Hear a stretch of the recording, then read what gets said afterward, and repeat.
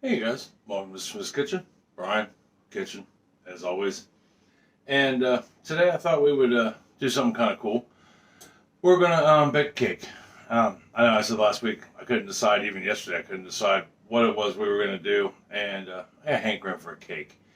And plus, I want to be able to work on some of my decorating skills, as far as like flowers, things like that go. Although we won't do that in this video. If and when that time comes, it'll be a completely separate video. But I'm really curious to learn. And I thought, man, we've made a lot of cakes. What's kind of an original, well, unique cake that you don't really find everywhere? And I thought, devil's food. Why not do a devil's food cake? And in the process, because I always knew devil's food cakes were a chocolate cake, but I didn't know why it was called a devil's food cake, right? I mean, you may know, but I didn't. And to find out that the reason why it's called a devil's food cake is because there was a time in life that anything that was made that was rich in flavor, you know, was considered devil's food, or had the name devil attached to it, which is why deviled eggs are called deviled eggs. Because even though they're just hard-boiled eggs, by the time you add stuff to the yolk, it makes it rich and creamy and full of flavor. That's why they're called deviled eggs. Devil's food cake is no different. This cake is traditionally moist. It's tender. It's packed full of flavor. It's got a rich. It's rich. And it's dark and it's meaty, so to speak, and moist. You don't want devil's food cake is not meant to be dry by any means. So I thought, that's kind of cool. I want to share that. So I'm sharing that. So we're going to do a devil's food cake with chocolate icing. It'll be a buttercream icing that goes on it. And yeah, I think we'll have fun doing it. It does have a few moving parts. That's for certain. But I think we can handle this. There's nothing we can't handle. If you are new to my channel, welcome. If you're returning, welcome back. If you're a new subscriber, thank you and welcome. And that being said, don't forget to like, subscribe, share. All three of those things put us out into the algorithm and help our neighborhood grow. As you know, we're a neighborhood of people who try to be good neighbors based around food and just being nice to one another. And that seems to be, at least for the last part, seems to be a little challenging at times anymore. Not sure why. But don't forget to hit the notification bell when you are liking, subscribing, and sharing, if you're so inclined.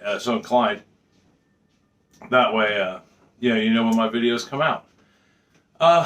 Yeah, I think that's it. I think I've covered the gambit. And so now we'll get down here to the counter, and we will start making this. I'll go over what you'll need to make it with. I'll give you all your measurements in cups, tablespoons, teaspoons, and also in grams. That way everybody can play along no matter where you are. Yeah. All right. Give me just 1 second. Okay. So down here at the counter, as always, trying to camera angles, trying all kinds of stuff. And hopefully this will be the last video I do on my phone. I've been playing with my camera and my new laptop, and I finally got everything functioning as one. I'm just playing around with the editing program now to kind of learn it. All right. So as far as things you will need, you will at least need a couple bowls and a strainer, or something to sift with, because we're going to do a fair amount of sifting. And either a hand mixer, or I'm going to use my stand mixer. And if you're using your stand mixer, you'll need a paddle attachment. And let me move you up here a little bit so that way we can kind of see everything. There we go. There is that. And then a couple bowls. Either a hand mixer or a stand mixer. Recipe is always important. And then a scale. I try to preach scales all the time. I know I haven't mentioned it in the last few videos, but scales when it comes to baking, especially baking, it's so important. And I use mine in cooking too, but mostly just because with the videos I'm making now for, our dinner videos, I'm trying to do grams and, all that stuff. So that way more people can play along while cooking. Because I know I find it challenging to convert, U.S. standard measurements to metric, and so I want to be able to do it for you so that way you can take care of business. So anyhow, that being said, let me get this over here, and that way I can be in your way. All right, so the first thing we're going to need to do is we're going to need a bowl, right? We're going to need our strainer, sifter. You need something to sift this, sift your dry stuff with. And we are going to take 2 cups, 240 grams of all-purpose flour, and to that, I'm going to add some baking soda, 2 teaspoons, 8 grams of baking soda. We're going to add 2 teaspoons, 8 grams of baking powder. And we're going to add 1 teaspoon, 4 grams of salt. Now I'm using kosher salt. You know, if you are, you can use whatever salt you have available though. I mean, I use kosher salt because it's not as processed. It's not as strong. Yeah, because it's not as processed. And it helps, but your salt's just bringing out your flavors. That's all it's doing. There's nothing more to it than that.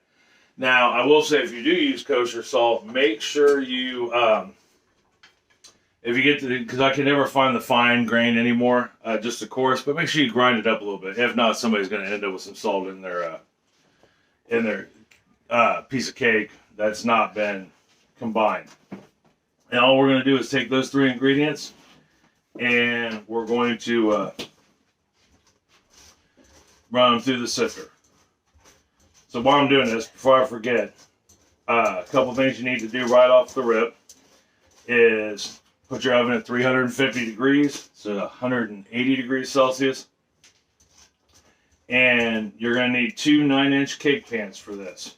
And with those cake pans, you are going to butter them, flour them, and put a piece of parchment paper in there. And you'll see them here shortly, and I'll reiterate that. But as part of the prep work, you'll want to oven at 350, 180 degrees Celsius, because I'm pretty sure it's 180 degrees Celsius. And you're going to butter, flour, and parchment paper your 9-inch pans, and you'll need 2 of them. All right, so we got that all together. Okay, so we got that done. And next thing we need to do, we're just going to set this to the side.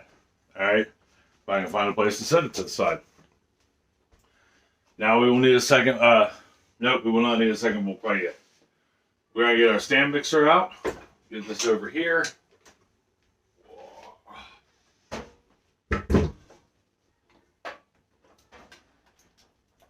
Get that plugged in. Okay, so in our stand mixer, we will need to take a, we're going to need to take our butter. Sorry, my brain is just a little frazzled at the moment. A lot going on. We need a half a cup, 1 stick, 114 grams of unsalted butter, and we want it at room temperature. Now, when I do butter or when I do anything that I got to leave set out, always cover it. Butter, cream cheese, milks, creamers, all that. You want to cover them. If not, they get like this really weird skim coat on it. You'll notice your butter will start to turn real golden yellow versus the yellow it's supposed to be. But you want that at room temperature. And what we're going to do is we're going to cream this up until it's, and we're just going to cream it. We want it to not be a stick anymore. We want it to be nice and soft. Mine won't take long because it's been out since about 2 o'clock this morning when I first got up to cream it. And we are there for sure. And this is one of those recipes where you are going to for sure want to scrape your bowl constantly. Yeah, that way you make sure everything is good to go. All right, so we got that creamed. Next thing we're going to want to do is in a separate bowl, let me back this up, separate bowl, we are going to take a half a cup of vegetable oil. All right, I mean, you can use olive oil too, but I wouldn't use a good like extra virgin olive oil if that's what you're going to use.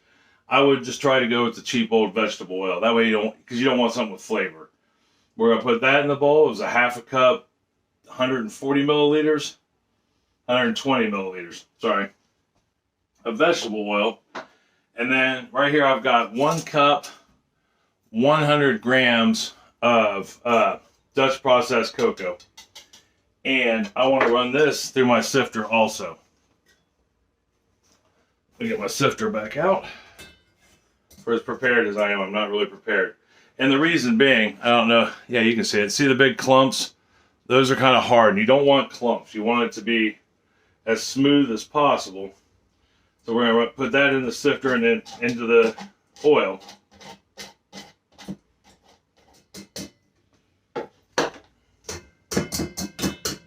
Alright, got that sifted in there like that. And I just need to find a home for the sifter. And then we're going to take our whisk and we're going to whisk this into a nice paste. Okay, so since I can't really follow directions, or the recipe very well, I guess, we want to keep this butter moving until it's light and fluffy. Alright, which is going to take a couple, 2-3 minutes while we're mixing our chocolate and oil together. Alright, we got that nice and light, and fluffy as fluffy can be for butter. I'll let that run for about 3 minutes. Meanwhile, we got our chocolate and oil mixed together. So something I learned also was about chocolate and why you would use the Dutch chocolate. Now you can use regular, just like 64% cocoa in this, but with the Dutch processed cocoa, the difference being regular chocolate powder has an acidic level to it, so when it mixes with the baking soda, it will make your cake fluffy versus moist. Where the Dutch processed has been treated, the way they process it, it takes the acidity out of it, so therefore you get a moist cake. So, for the most part, Dutch processed cocoa will give you a nice moist cake, where regular, like your semi-sweet and your just 64% cocoa, will give you lift. I thought that was kind of cool and interesting. All right, so now that we've got that looking fairly light and fluffy, see if I can grab some of that and show it to you. See? Just like that. It doesn't look like butter anymore. It almost looks like a whipped topping. We're going to go ahead and add a couple things to it. First one being our cocoa and oil mix. Put that in there.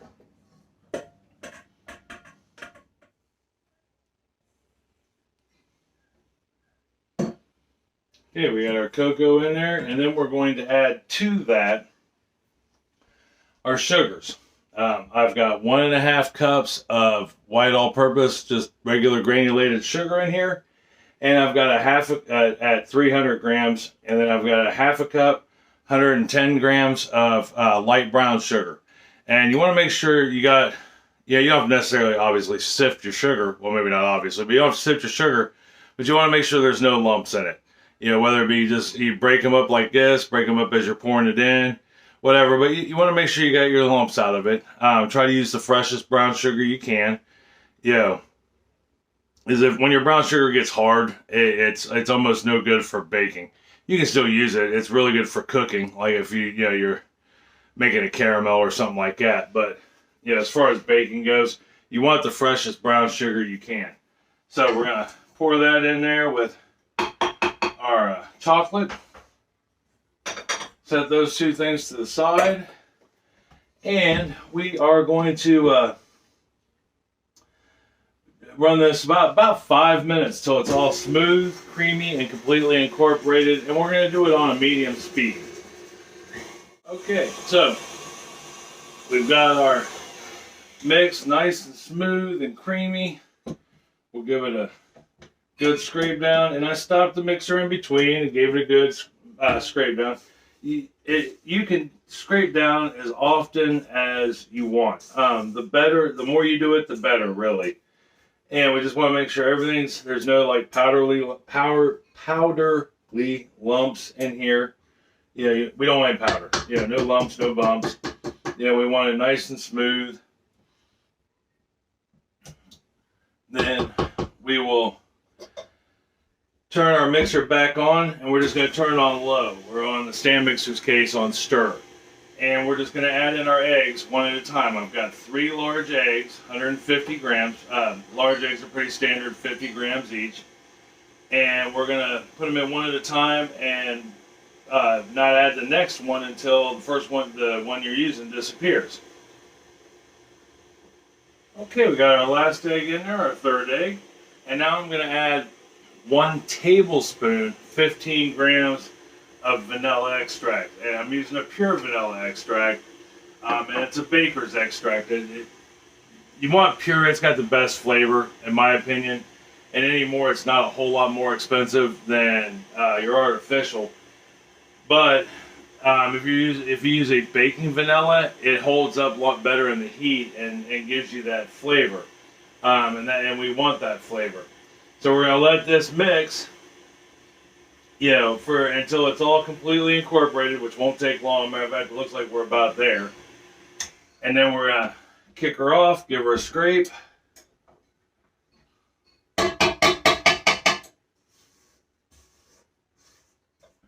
So now we're going to start incorporating our dry ingredients. And what we're going to do is we're going to take our dry ingredients that we whisked up there in the beginning, and we're going to add 1/3 of that to the cake, to the mix we have in here already.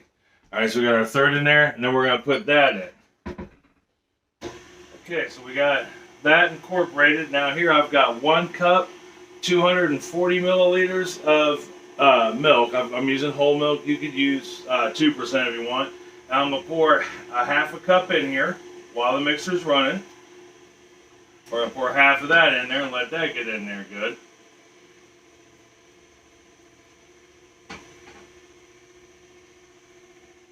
Okay, we got our milk in there. Now I've got a 1/2 cup, 120 grams of sour cream, and all my dairy is at room temperature.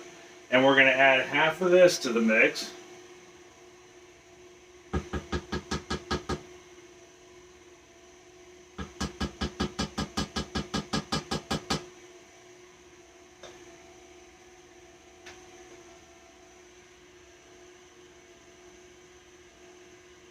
And then we'll go ahead and shut that off. I'll scrape down my sides real quick.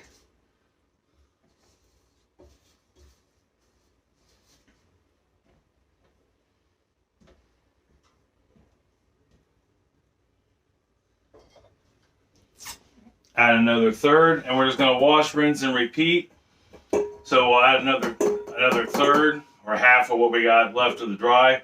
I'll add the rest of my milk, the rest of my sour cream, and then we'll end on dry. So, and then we're on to just basically baking it. So we've got all that done and incorporated. Get the batter off of here, and we've got 1 ingredient left to put in here, but we're not going to use the mixer to do it. So we're essentially done with the mixer as soon as I get this paddle all cleaned off here. Fair enough.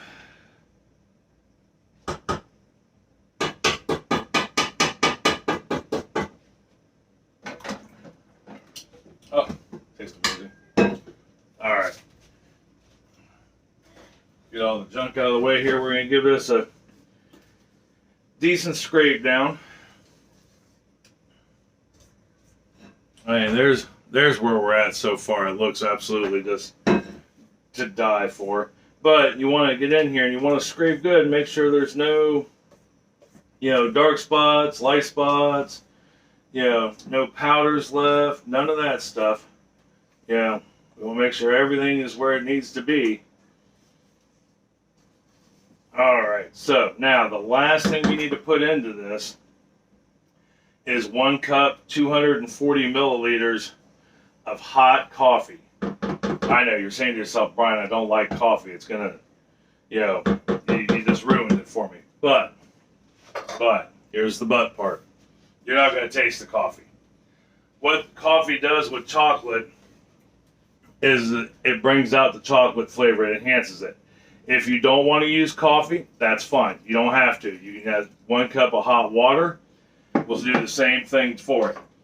But we want to take our whisk without making a mess, and we're going to get this nice and incorporated. And this is going to be it's going to be liquidy. It's going to be,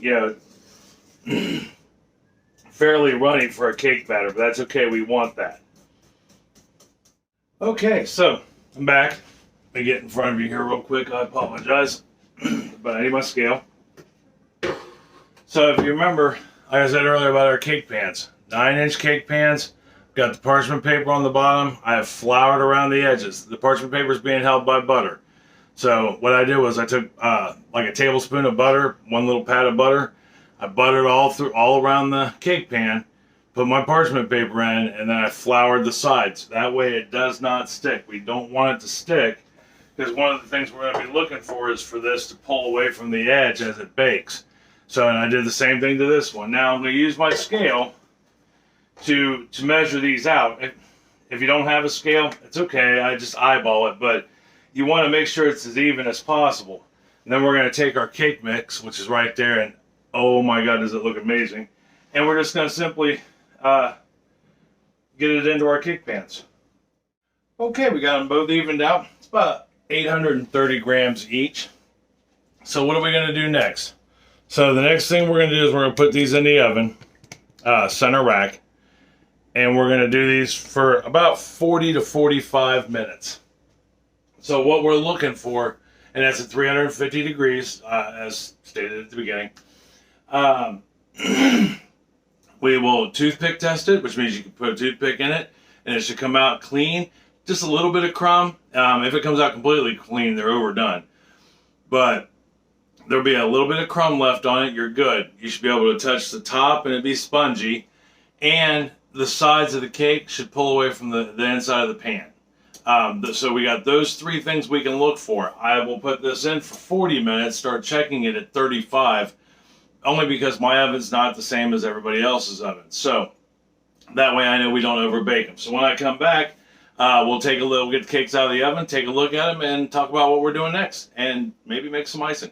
Anyhow, I'll see you here shortly. Alright, timer's gone off. We've been 40 minutes. We're going to pull them out and give them a check real quick with the toothpick. See where we're at. Alright, so you can see there we got a little bit of crumb on it, but no batter. That's important. Get the other one out here and check it. I mean, you could say, well, the other one, the first one came out good, so should the second one, and we're good there. Now, I mean, there is something to that, but, there's always a but. You could be oh, in 1 second there.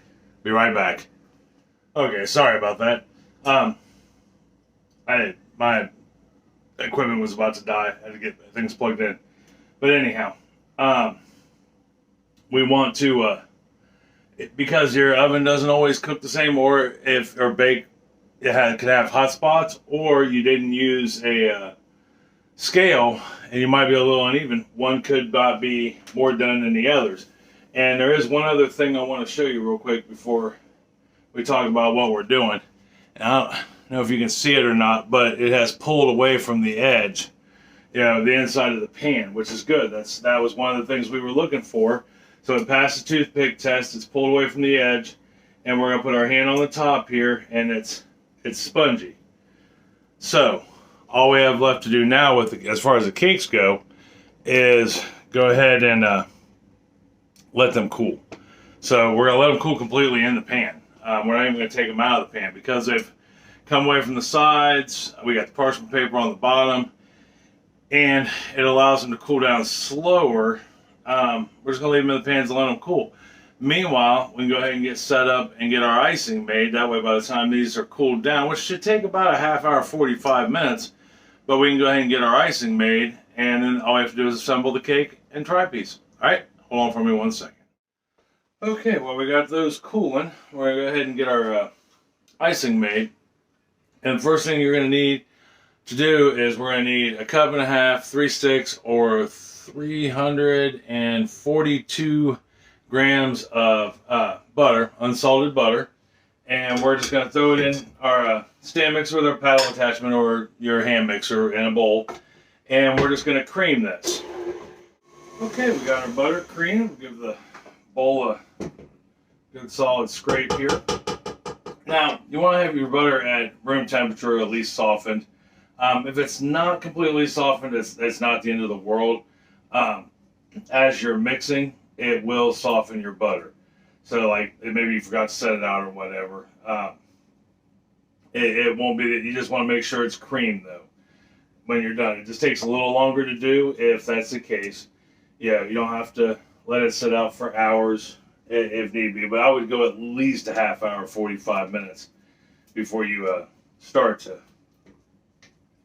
cream your butter. That scraped out, good enough. There's that, good enough. All right, so to our butter, we're going to add 1 cup, 100 grams, just like in the cake, of cocoa powder. I'm using the Dutch processed again. And at this point, I mean, you can use whatever cocoa powder you like. You know, it's not that big a deal. And to that, I'm going to add a half a teaspoon of espresso powder.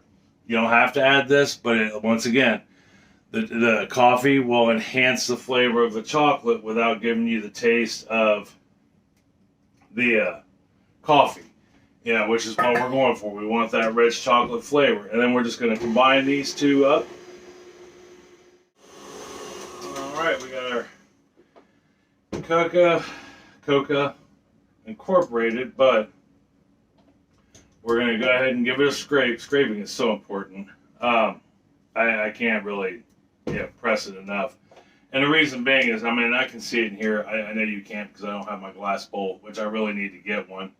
But there's still some streaks of butter, I guarantee it, just because there's some streaks of butter, some light streaks to dark streaks on the paddle.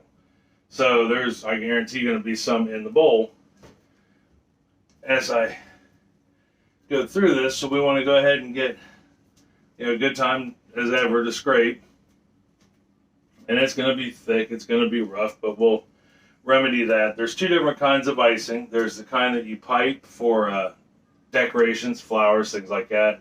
And then there's this is going to be a more spreadable icing when we're said and done. So that way we can spread it easy onto the cake, because this particular type of icing we don't want to, we're not going to make flowers with. Yeah, we're not going to do chocolate flowers, although that would be cool. So we get that on there. Now to this, now that we've given it a good stir, make sure most of our streaks have disappeared. I'm putting in 2 teaspoons of vanilla extract, which is 8 grams. And we're just going to incorporate that real quick. Alright, got our vanilla in there. Pop that up, get that off. So now comes the fun part. Sides taken care of.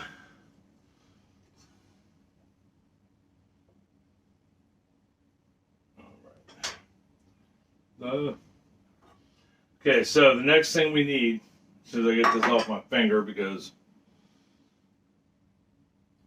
I got chocolate on my finger, there we go, is 5 cups, 650 grams of powdered sugar, which is just a ton of sugar. And we also are going to need a half a cup or 120 milliliters of milk. That's what's going to loosen us up. So what we're going to do is 1 cup at a time. We're going to put in a cup of powdered sugar,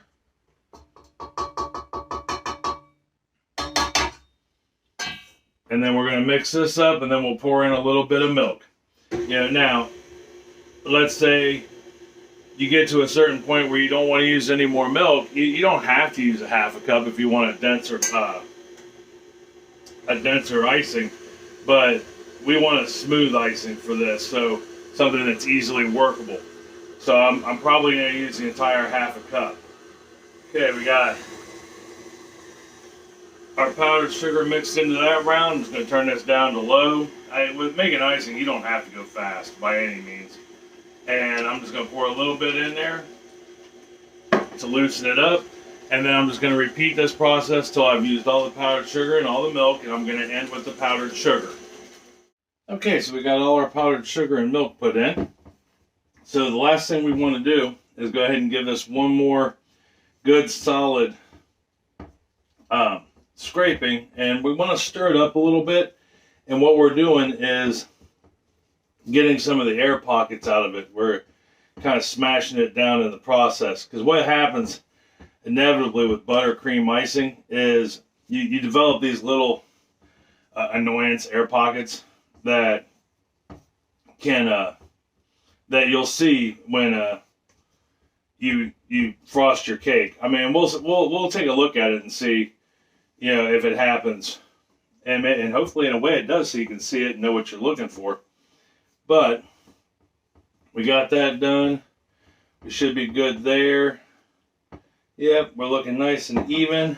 There is, if you can see it or not, our icing. So now all we have left to do is get the cakes out of the pans, because they should be nice and cool. And we can start icing our cake. So let me get those, and we'll get them out of the pans and start icing. Hold on for me 1 second. Okay, so I got our icing on there. And so let me tell you what I did off camera. I put a crumb coat on it, which is just a real thin layer of icing. And what I did, because this cake was so moist, and it did have so many crumbs, and I didn't want the crumbs showing. I mean, I know it's just for us, but I still want it to look, not falling apart. I put my crumb coat on it, and I stuck it in the fridge for about 30 minutes, right? And what that did was it hardened up that buttercream icing enough to not let the crumbs keep coming off and the cake just basically disintegrating because it was moist. After that, I came out and I put the rest of my icing on it, and it's got a decent layer of icing on it. Now, it looks a mess, right? I mean, it's uneven. It, looks crazy, which is okay. At this stage right now, we can eat it, right? It's just for us. But I want to we have a couple options on what we could do, and let me give me 1 second. Oh, there it is. So to get those spots out, we could do one of two things. Let's say we're going to smooth it out. We could take a paddle and we could smooth it out, which inadvertently gets out those air pockets that we occurred, which there aren't many left. Or you can just simply take your offset spatula and do the same thing, and it'll smooth it out, and you don't have those air pockets anymore. See how that, we got rid of them? But what I want to do is, I'm just going to simply go through here and, make some swirl marks in it. We're gonna make creative chaos, basically. And this is how I want my cake to look today. I think this would be awesome. And inadvertently, by chilling the cake, as I put the icing on, it also chilled it, which is, great. It chilled the icing I was putting on. And then that way, it gave me a little something to work with. Okay, got her done. There is our finished product. I think it looks quite delicious. And even though it looks chaotic, it doesn't look chaotic. I think this would please any family or gathering, hands down. So let's cut us a piece and see where we're at. Bad boy is so moist.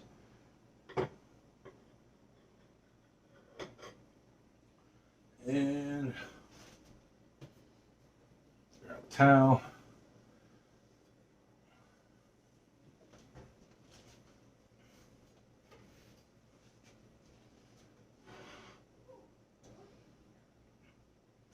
I am not going to cut me a big slice because we are having company this evening. And I want them to be able to have some as well.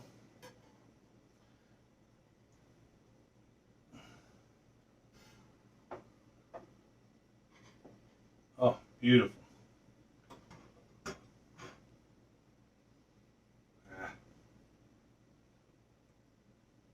I've come to the conclusion I'm just not a very good server. I can never get past that first piece. Of course, it doesn't help I'm not on a cake round, but that's all right. That's all right. There's, I mean, it came out clean. I don't know how well you can see that, but yeah, definitely worth noting. And then there is our piece, minus the bottom that fell off. I'm telling you, this cake is super moist. Now, you can't keep this cake out in the fridge or out in the open for up to 5 days before you want to start, thinking about it not being decent anymore. Ooh. I'm going to sit down in my chair here. My feet have been something to be reckoned with lately. Woo! Yep, this is my stool that I have in my kitchen for when I watch cakes, or pies or cookies or whatever it is I'm baking. I literally don't ever leave the kitchen when I'm baking for other people or myself or us or, whatever. I just kind of hang out here where I'm at and watch YouTube, which is on a commercial right now. But I really, I enjoy my kitchen. Even before we moved, when I had a bigger kitchen, which we will again someday now, I was out in the kitchen all the time. Yeah, that was pretty much where I lived. My family was just like that growing up. But we are going to try this cake and see how it came to be. And do you want the first bite? It looks good. I'm telling you, it's tender and delicious.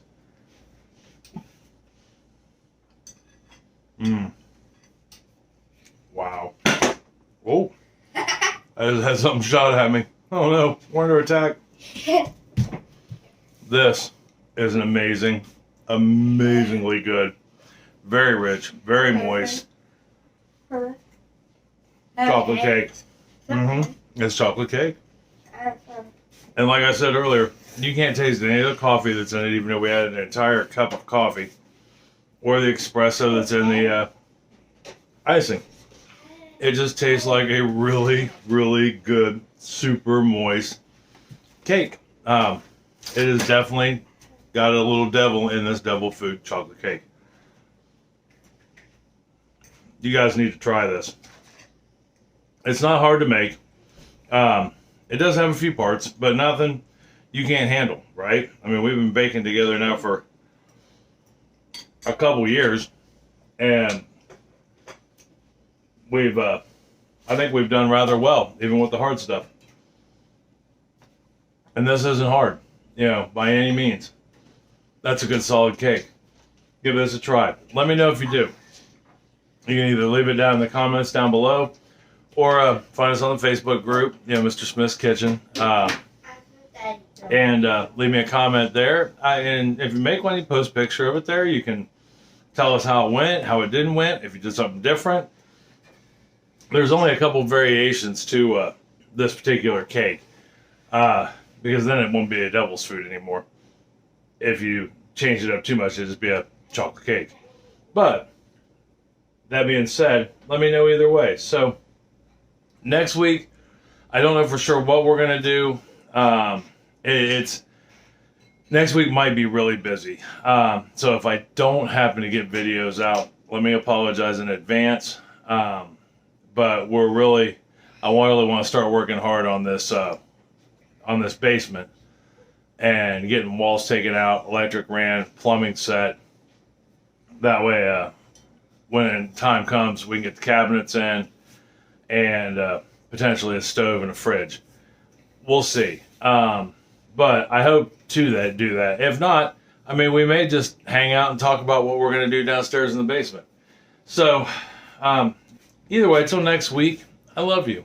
I love you very much. And I mean that from the bottom of my heart. I truly do. Tell somebody else you love them and you love them very much. It's going to make them feel a whole lot better. It's going to make you feel better to tell them. Make them some of this Devil Foods cake, and I guarantee they'll know how much you love them. And it'll be a good conversation piece. Great dessert for after dinner. It'd be awesome with coffee. There's 1,000,001 ways to have cake. So until next week, hopefully, if not the week after, I love you. I'll talk to you then. All right?